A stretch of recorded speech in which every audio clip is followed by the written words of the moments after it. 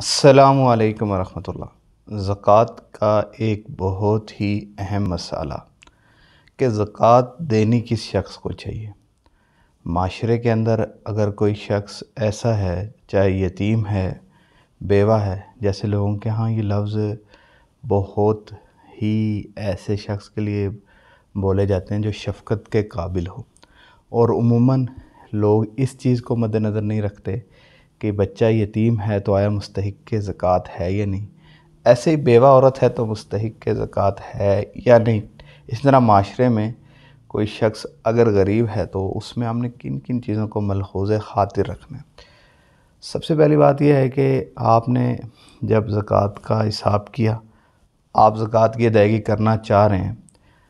آپ کسی شخص کی ظاہری حالت دیکھ کر یہ اندازہ لگائیں اور تحقیق کریں۔ مطلب آپ کے بس میں اگر تحقیق ہے تو تحقیق کر لیں کہ سونا، چاندی، نقدی، مال تجارت دیتے وقت ایک چیز اس میں اور شامل ہوتی ہے، پانچویں چیز، وہ ایسی اشیاء جو حاجات اصلیہ سے زائد ہوں، ضرورت سے زائد سامان۔ یہ جب آپ زکوٰۃ دیں گے نا کسی کو تو اس وقت اس میں پانچویں چیز یہ بھی شامل کریں گے کہ وہ شخص سونا، چاندی، نقدی، مال تجارت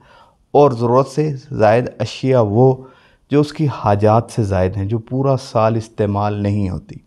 یہ پانچ چیزیں ملانے کے بعد وہ شخص 52.5 تولہ چاندی کی باقاعدہ رقم کے برابر مالک نہ بن جائے۔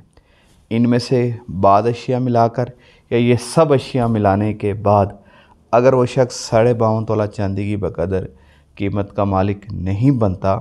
تو ایسے شخص کو آپ زکوٰۃ دے سکتے ہیں۔ ایک بات اب آپ دیکھیں گے معاشرے میں جائیں تو وہ چاہے وہ عورت بیوہ ہے، غریب ہے، وہ بچہ یتیم ہے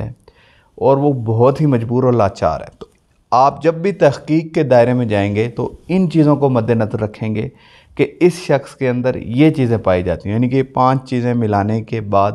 وہ شخص مستحق کے زکوٰۃ بنتا ہو۔ آپ فرض کریں کہ کوئی بیوہ عورت ہے،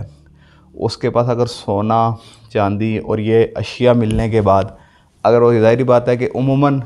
بیوہ عورتوں کے پاس سونا ہوتا ہے اور کچھ نقدی پڑی ہے، تو وہ تو ظاہری بات ہے کہ اگر ان دونوں کے ملانے کے بعد اگر وہ 52.5 تولہ چاندی کی باقاعدہ رقم کو دونوں چیزیں پہنچ جاتی ہیں تو پھر تو وہ بیوہ عورت صاحب نصاب بن جائے گی۔ اسی طرح کوئی یتیم بچہ ہے اور اس کو اگر وراثت میں پیسہ ملا ہے